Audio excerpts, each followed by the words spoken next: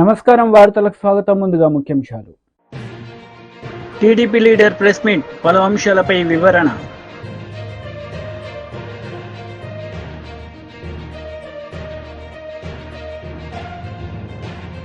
BJP MLA Ramana Reddy press meet, పలు అంశాలపై వివరణ. వైసీపీ లీడర్ మీడియా సమావేశం నిర్వహించారు. ఈ సందర్భంగా పలు అంశాలపై ఆయన మాట్లాడారు. అంతా గొప్పగా పనిచేసిన సందర్భం. మరి ఈ చంద్రబాబు నాయుడు గారు వచ్చిన తర్వాత వాలంటీర్లకి 10,000 రూపాయలు మరి వాళ్ళకి స్టైఫండ్ కానీ లేకపోతే ఇస్తానని చెప్పి మరి వాళ్ళని ఏ రకంగా తీసేసిన సందర్భాలు, వాలంటీర్ సిస్టమ్నే మొత్తం నిర్మూలన చేసిన సందర్భం. రాష్ట్ర వ్యాప్తంగా 4 లక్షల మంది పిల్లలు వాలంటీర్ పిల్లల్ని తీసేసిన సందర్భం. మరి ఇది ఎక్కడికి వెళ్ళిపోతూ ఉన్నాము? మరి ఇదే చంద్రబాబు నాయుడు గారు నిరుద్యోగ భృతి 3,000 ఇస్తా అన్నాడు. మరి వాలంటీర్స్ కూడా పాపం చాలామందికి ఉద్యోగ ఉపాధి లేకపోవడం వలన కదా మరి వాలంటీర్స్ కింద వస్తూ ఉన్నారు. మరి నిజంగా ఆ రకంగా ఆలోచన చేసిన ఈ వాలంటీర్ సిస్టమ్ని కంటిన్యూ చేయాలి కదా. మరి ఈయనే మాటలు ఇచ్చాడు. ఇదే చంద్రబాబు నాయుడు గారు మరి మాటలు ఇచ్చి వాగ్దానాలు చేసి మరి ఏ రకంగా వాలంటీర్ సిస్టమ్ని పూర్తిగా నిర్వీర్యం చేసిన సందర్భం. మరి ఇది మోసం కాదా అని అడుగుతా ఉన్నా. ఇదే చంద్రబాబు నాయుడు గారు అసెంబ్లీ వేదికగా ఆయన చెప్పిన మాటలు ఏమని చెప్తా ఉన్నాడు? భయం వేస్తూ ఉందంట. మేము సూపర్ 6 అనే హామీలు ఇచ్చాము, అది చూస్తుంటే భయం వేస్తూ ఉంది, ముందుకు వెళ్ళలేని పరిస్థితులు, ప్రజలు ఆలోచన చేయాలంటున్నాడు. అంటే దానికి అర్థం ఏంటి? నీ సూపర్ 6 హామీలన్నీ ఎత్తేస్తావనే కదా. దానికి అర్థం ఏంటి? ప్రజలు ఆలోచన చేయాలి. ఇంకా నయం అర్థం చేసుకోండి, ఇంకా నేను ఇవ్వలేనని డైరెక్ట్గా చెప్పేలే. అదే నాదెండ్ల మనోహర్ గారు మంత్రివర్యులు, ఆయన క్వశ్చన్ అవర్లో డైరెక్ట్గా చెప్పాడు 3 సిలిండర్లు ఇవ్వలేము అని. మరి ఇదే మంత్రి లోకేష్ గారు ఆయన ఏం చెప్తా ఉన్నాడు? అందరినీ కూర్చోబెట్టి మాట్లాడి ఎంతమంది పిల్లలు ఉన్నారో ఐడెంటిఫై చేసుకుని, అసలు ఏంది ఐడెంటిఫై చేసేది?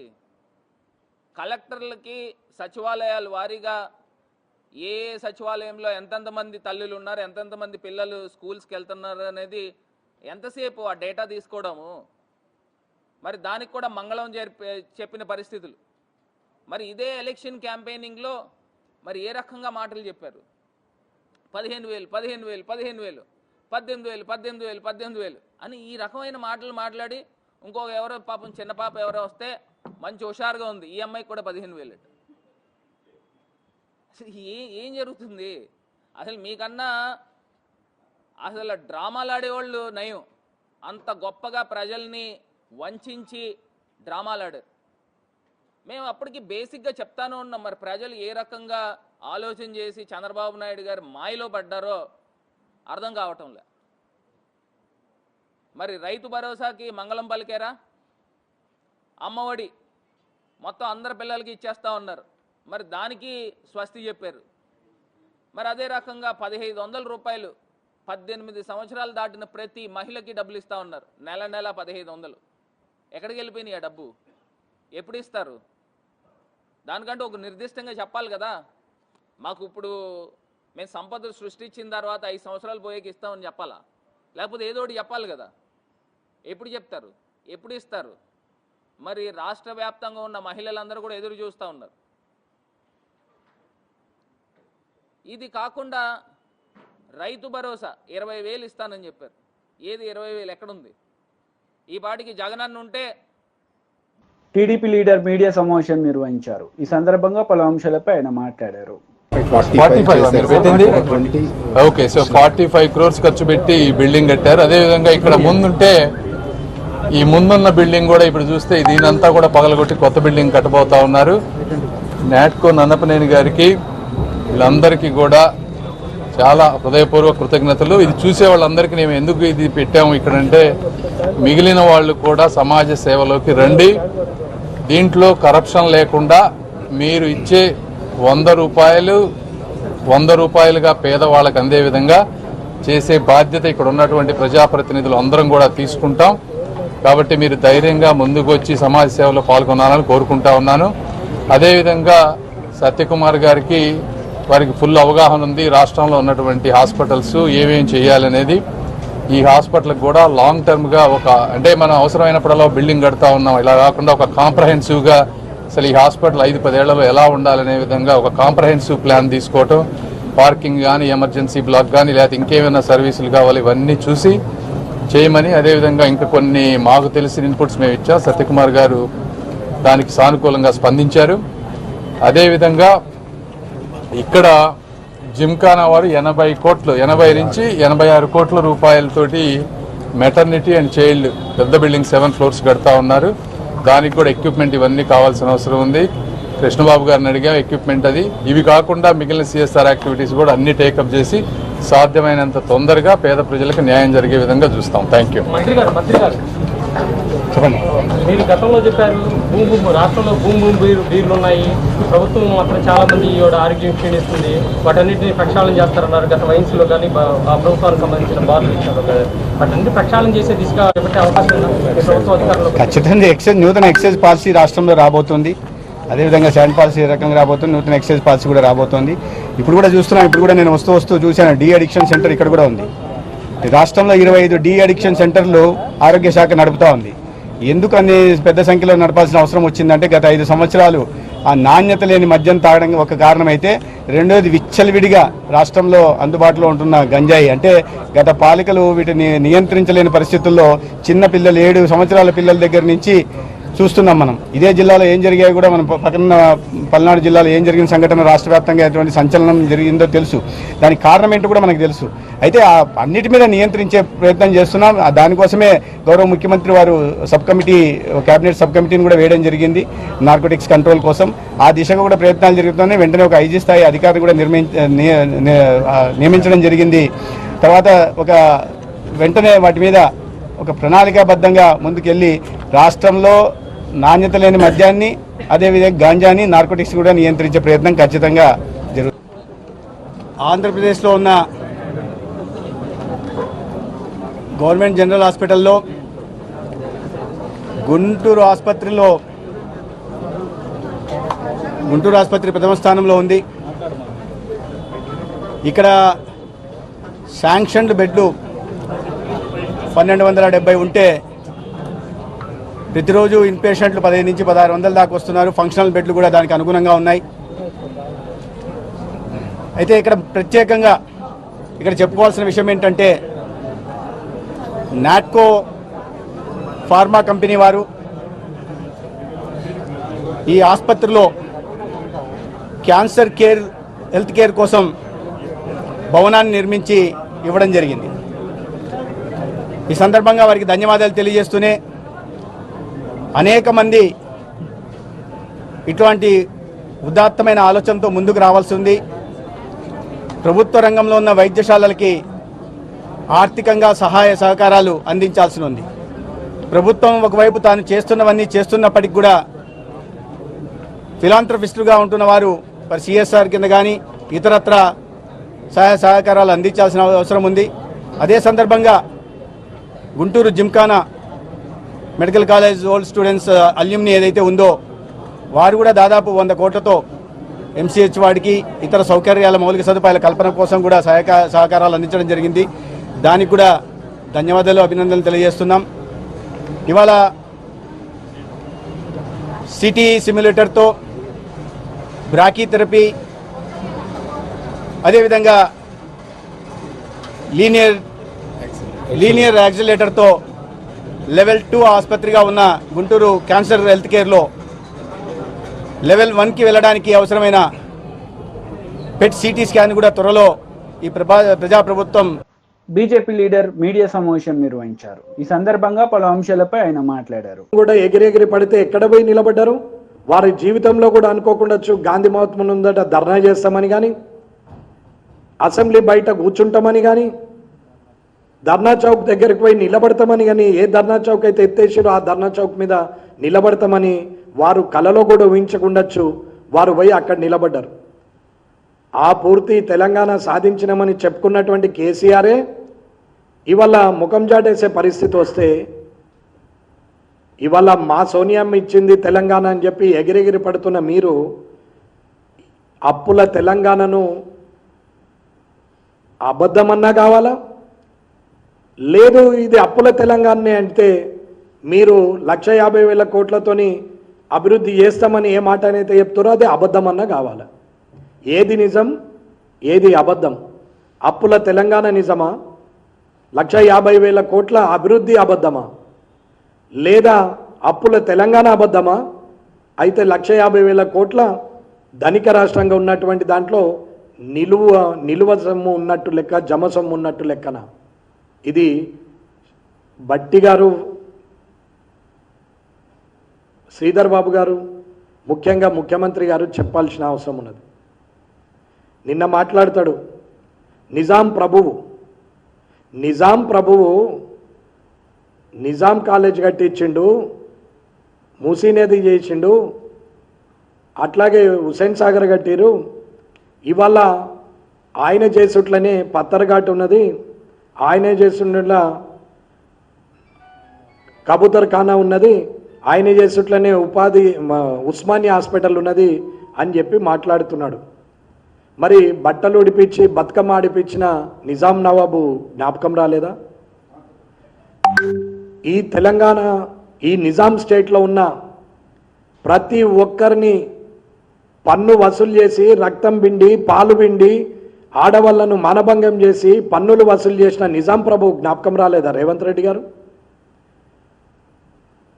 ఏం మాట్లాడతారు? ఎదురుగా అక్బరుద్దీన్ గారు ఉంటే మీకేమన్నా గజగజ అన్నదా? అక్బరుద్దీన్ గారిని చూస్తే ఏమన్నా చేవ చచ్చిపోయారా? అదా మీ పొగుడుతా? అక్బరుద్దీన్ గారికి మీరు చెప్తూ పోతున్నారా? ఇంకా నిజాం ప్రభు పెట్టిన భిక్షనే మన బతుకు అన్నట్టు మాట్లాడుతున్నావు. మన రక్తమాంసాలను పిండి, ఆడవాళ్ళ చనుబాలు పిండి, ఆడవాళ్లను మనభంగం చేసి మన నిజాం స్టేట్లో ఉన్న ప్రజల రక్త మాంసాలతోని పిండి వసూలు చేసి వల్ల హైదరాబాద్ నగరము ఆయన షోకుల కోసం తయారు చేసుకుంటే అదేదో ప్రజల కోసం తయారు చేసినట్టు మాట్లాడుతున్నావు రేవంత్ రెడ్డి గారు. దీనికి ఏమన్నా న్యాయం అనిపిస్తుందా? ఏమన్నా అర్థం ఉందా? తెలంగాణ విమోచన దినోత్సవం సెప్టెంబర్ 17 రోజు చేయాలని చెప్పి ప్రజలందరూ కోరుతా ఉంటే పురాణా నిజాం పోయిండు, నిజాంకు జాగీర్దార్ తిరిగి వచ్చిన కేసీఆర్ పోయిండు, ఇప్పుడు మళ్ళా నయా నిజాం వచ్చినట్టు మాట్లాడుతూ ఉన్నాం. ఇది ఎంతవరకు కరెక్టు రేవంత్ రెడ్డి గారు? ప్రజల ముందొచ్చి మాట్లాడు, ఒకసారి చెప్పి చూడు. అక్బరుద్దీన్ గారి సహకారం తీసుకుంటే దానం నాగేందర్ గారు గెలుస్తారని చెప్పి భూతు పురాణం మాట్లాడిన దానం నాగేందర్ గారు అక్బరుద్దీన్ వచ్చి క్షమాపణ చెప్పాలంటే చెప్పినావు. అది దానం నాగేందర్ గారి గెలుపోవటంలకు సంబంధించిన విషయం కాబట్టి ఆయన ఒప్పుకోవచ్చు. కానీ అసలు తప్పు మాట్లాడితే శిక్ష వేయాలా, సస్పెండ్ చేయాలని మాట్లాడిన ముఖ్యమంత్రి కళ్ళ ముందట భూతు పురాణం ఓపెన్ అయితే కూడా ఒక్క మాట మాట్లాడకుండా మూతి మీద చేసుకొని కూర్చున్నాడు. శ్రీధర్ బాబు గారు జారగిల్లబడి చూస్తున్నారు. బట్టి గారు అట్లాగే మౌనం వహించారు. పొంగులేటి శ్రీనివాసరెడ్డి గారు అట్లాగే కూర్చున్నారు. సీతక్క గారు ఒక్క మాట మాట్లాడలేరు. పొన్నం ప్రభాకర్ గారు నవ్వుతుంటారు. ఎదుటి ఆఫ్ ద రికార్డులో కూడా మాట్లాడినటువంటి ఎదురుగా ఉన్న ఎమ్మెల్యేలకు కూడా కనీసం ఏం మాట్లాడుతున్నాము, ఎలా మాట్లాడుతున్నాము, సభా సంప్రదాయాలు ఏంది అనేది కూడా తెలియని పరిస్థితుల్లో తెలిసిన వ్యక్తులు తెలియని వ్యక్తులను ఉసిగొలుపుతూ అసందర్భంగా అన్పార్లమెంటరీ వర్డ్స్ మాట్లాడుతూ ఉంటే ఈయన మైకులు అన్నమాట వాళ్ళు మైకు లేకుండా అన్నారు.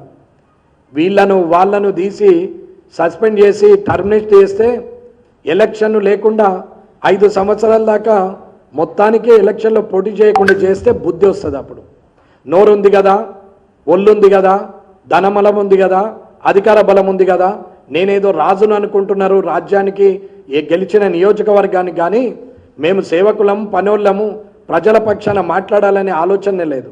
95 గంటలల్లో కనీసం గంట సేపు కూడా ప్రజా సమస్యల మీద మాట్లాడలే. ఎంతసేపు భూతు పురాణము, 70 గంటలు భూతు పురాణము. బీఆర్ఎస్ లీడర్ మీడియా సమావేశం నిర్వహించారు. ఈ సందర్భంగా పలు అంశాలపై ఆయన మాట్లాడారు. సీనియర్ సభ్యుడైన ఓవైసీ గారు కూడా, అక్బరుద్దీన్ ఓవైసీ గారు కూడా ఒక దశలో అంటే ఎజెండా పొద్దున షార్ట్ డిస్కషన్ ఎజెండా ఉంటే 10 గంటలకు 11 గంటలకు షార్ట్ డిస్కషన్ ఉంటే అదే రోజు పొద్దున 4 గంటలకు 5 గంటలకు మాకు ఎజెండా పంపించడం. అంటే అవకాశం లేకుండా మేము ప్రిపేర్ కావద్దు, ఆ సబ్జెక్ట్ మీద మాట్లాడద్దు, ఎజెండాని ఏ రోజు కూడా ఒక రోజు మొదలు 24 అవర్స్ మొదలు వాళ్ళు ఇవ్వలే, ఏ రోజు కూడా. అయితే అర్ధరాత్రి లేకపోతే అదే రోజు మార్నింగ్, ఎర్లీ మార్నింగ్. ఇట్లా ఈ ఎజెండా పంపడం విషయంలో కావచ్చు, సభ్యుల తిట్లదండకం కావచ్చు, ముఖ్యమంత్రి గారి హావభావాలు కావచ్చు, ఆయన తిట్లదండకం కావచ్చు, ధర్మిలా మొత్తం వ్యవహారం అంతా చూసి, అసెంబ్లీ వ్యవహారం అంతా చూసి, మరి ఇవాళ ఆయన ఎంఐఎం కాంగ్రెస్ పార్టీ మిత్రపక్షం అని చెప్పుకుంటున్నాడు. ఆయన ఏమన్నా అన్నాడు, ఆయన మిత్రపక్ష సభ్యుడైనటువంటి ఎంఐఎం సభ్యుడు, సీనియర్ సభ్యుడు అక్బరుద్దీన్ ఓవైసీ గారు కూడా పాపమైన బాధతో అంటే ఈ వ్యవహారాన్ని అంతా చూసి 25 సంవత్సరాలుగా నేను సభలో ఉన్నాను, ఇంత అధ్వాన్నంగా సభ నిర్వహించడం నేను ఎప్పుడు చూడలేదు అని ఆయన ఆన్ రికార్డ్ మాట్లాడినాడు అక్బరుద్దీన్ ఓవైసీ గారు. అంటే ఇవాళ అసెంబ్లీ నడిచిన తీరుకు ఆయన వ్యాఖ్యలు, ఆయన అసెంబ్లీలో ఆయన చేసిన వ్యాఖ్యలే దీనికి అడ్డం పడతాయి, నిదర్శనం అని చెప్పి నేను భావిస్తా ఉన్నాం. రేవంత్ రెడ్డి గారు జనరల్ గా ముఖ్యమంత్రి గారు అంటే ఏంటి, సభకు సభానాయకుడిగా పరిగణించాలి. ఆయన సభానాయకుడు కాకుండా ఒక అటవిక రాజ్యానికి రాజు ఎట్లయితే అటవికంగా ప్రవర్తిస్తాడో అట్లా ప్రవర్తించినాడు. ఎప్పుడైతే స్పీకర్ గారి దయతో ప్రతిపక్షంకు ఎప్పుడైనా డిస్కస్ చేయడానికి అవకాశం దొరికినప్పుడు, మైక్ దొరికినప్పుడు మా సభ్యులు కేటీఆర్ గారు కావచ్చు, హరీష్ రావు గారు కావచ్చు, పల్లా రాజేశ్వర రెడ్డి గారు కావచ్చు, జయకిషన్ రెడ్డి గారు కావచ్చు, సబితా ఇంద్రారెడ్డి గారు కావచ్చు, వివేక్ గారు కావచ్చు, అట్లనే అనిల్ జాదవ్ గారు కావచ్చు, ఇట్లా ఎప్పుడైతే వాళ్ళు మంచిగా మాట్లాడుతున్నారో, సబ్జెక్ట్ మీద మంచిగా మాట్లాడి ప్రతిపక్షాలు పైచేయి అవుతున్నదో ఆ సందర్భంలో ముఖ్యమంత్రి రేవంత్ రెడ్డి గారు ఒక అటవిక రాజుగా రూపాంతరం చెంది సభలోకి వచ్చేసి ఇష్టమైన తప్పుడు పత్రాలు తీసుకొచ్చేసి అవి చదివి మమ్మల్ని తిట్టి సభని తప్పుదారి పట్టించే కార్యక్రమం చేసినాడు. మా ఏ చర్చ కూడా ముగించలే మేము. అన్ని చర్చల్ని కూడా మధ్యలోనే సీఎం గారు రావాలి, ఏదో తప్పుడు పత్రాలు చూపెట్టాలి, చదవాలి, ఏదేదో పొలిటికల్ గా మాట్లాడాలి, సభను పక్కుదోవ పట్టించాలి, మా చర్చను మొత్తం ముగింపజేయాలి. ఆ రకంగానే వ్యవహారం చేసినాడు. టోటల్ గా ఈ సభ మొత్తం జరిగింది గత ప్రభుత్వం మీద ఏడుపు, కేసీఆర్ గారిని తిట్టుడు, మేము ఎవరైనా ప్రజా సమస్యలు లేవైతే మమ్మల్ని బెదిరించుడు, మొత్తం ఆ కౌరవ సామ్రాజ్యం తిరిగా ఆ కౌరవులందరినీ మా మీద ఉసిగొల్పి మమ్మల్ని తిట్టిపించుడు, ఇది తప్ప వాళ్ళు చేసిందేం లేదు. మొత్తం ఎంత విచిత్రం అంటే అసలు కేసీఆర్ తెలంగాణకి ఏం చేయలేదు అంటాడు ఆయన. ఫైనల్ గా కన్నుండి చూడలేని కబోది ముఖ్యమంత్రి రేవంత్ రెడ్డి గారు. ఏమీ చేయలేదన్న మాట అంటే కేసీఆర్ ఆనవాళ్లు చెరిపేసే ఒక కుట్రలో భాగం. వైసీపీ లీడర్ మీడియా సమావేశం నిర్వహించారు. ఈ సందర్భంగా పలు అంశాలపై ఆయన మాట్లాడారు. మా పెన్షనర్స్ అంతా అడుగుతూ ఉన్నారు, ఏంటంటే మనకి ఈ అయ్యారు ఇస్తానన్నాడు కదా ఆయన వచ్చిన వెంటనే, మరి ఆ ప్రభుత్వం అప్పుడు ఇచ్చింది కదా ఇప్పుడు ఇవ్వట్లేదు అని చెప్పేసి కూడా అడుగుతూ ఉన్నారు. దాన్ని తక్షణమే మరి ఆ యొక్క మధ్యంతర భృతిని ఉద్యోగస్తులకి పెన్షనర్స్కి మరి ఇవ్వాలి అని చెప్పేసి కూడా నేను ఈ సందర్భంగా మరి ముఖ్యమంత్రి గారిని కూడా కోరుతున్నా. మరి అదేవిధంగా మరి ఈ యొక్క ఐఆర్తో పాటు రాష్ట్రంలో పనిచేస్తున్నటువంటి ఉద్యోగస్తులైతేనేంటి, పెన్షనర్స్కి రావాల్సినటువంటి బకాయిలు చాలా ఉన్నాయి. మరి అవి మేము ప్రభుత్వం వచ్చిన తర్వాతనే అవన్నీ కూడా మీకు ఇమీడియట్గా మేము ఇస్తాము అని చెప్పేసి కూడా చెప్పడం జరిగింది. దాంట్లో మెయిన్గా ఉద్యోగస్తులకు రావాల్సినటువంటి జీపీఎఫ్ అయితేనేంటి, ఏపీజీఎల్ అయితేనేంటి, ఎన్కాష్మెంట్ ఆఫ్ అర్న్డ్ లీవ్ అయితేనేంటి, పిఆర్సీ లాస్ట్ పిఆర్సీ అరియర్స్ అయితేనేంటి, మెడికల్ రియంబర్స్మెంట్ అయితేనేంటి, ఇవన్నీ కూడా ఉద్యోగస్తులకు రావాలి. రిటైర్ అయినటువంటి పెన్షనర్స్ కూడా మరి పెన్షనరీ బెనిఫిట్స్ కూడా మరి వాళ్ళకి రావాల్సినటువంటి అవసరం ఉంది. ఇవన్నీ కూడా మా ప్రభుత్వం వస్తే ఇస్తాము, ఇమీడియట్గా ఇస్తామని చెప్పారు. అవి కూడా ఇంతవరకు ఉద్యోగస్తులు ఎదురు చూస్తూ ఉన్నారు. అవి కూడా ఇమీడియట్గా ఇవ్వాలి అని చెప్పేసి కూడా నేను ఈ సందర్భంగా కోరుతూ ఉన్నాను.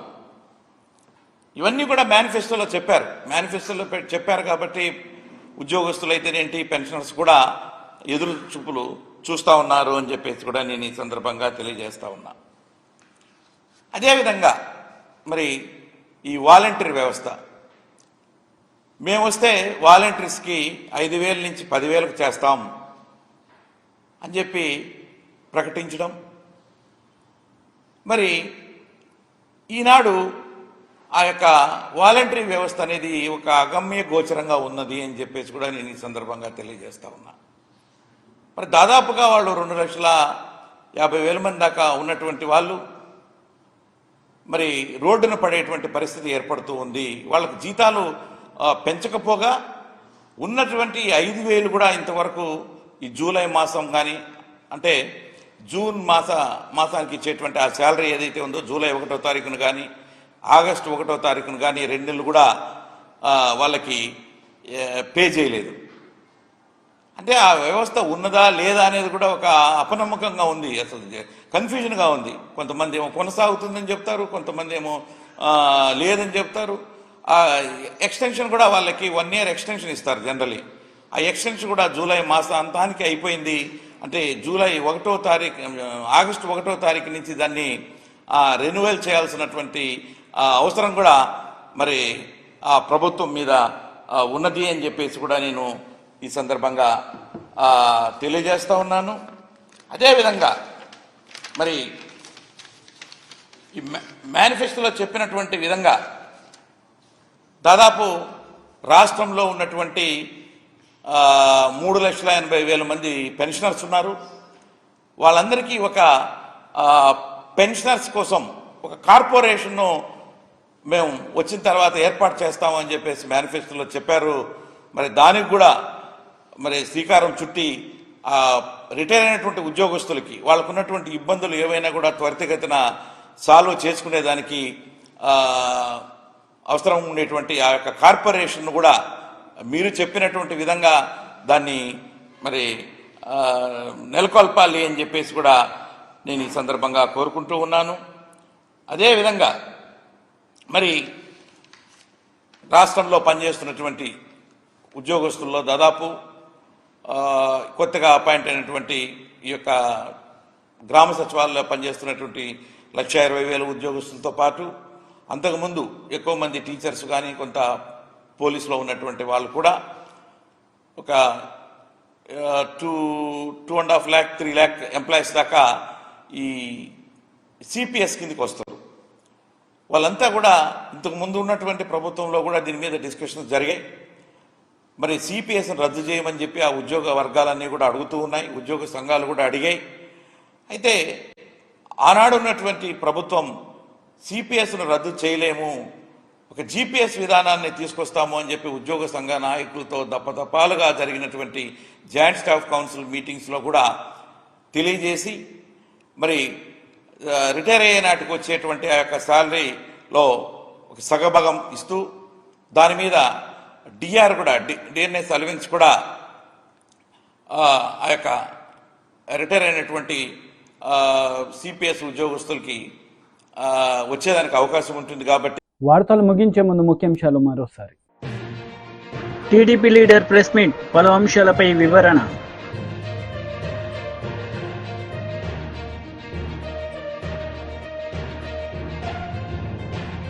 BJP MLA Ramana Reddy press meet, పలు అంశాలపై వివరణ.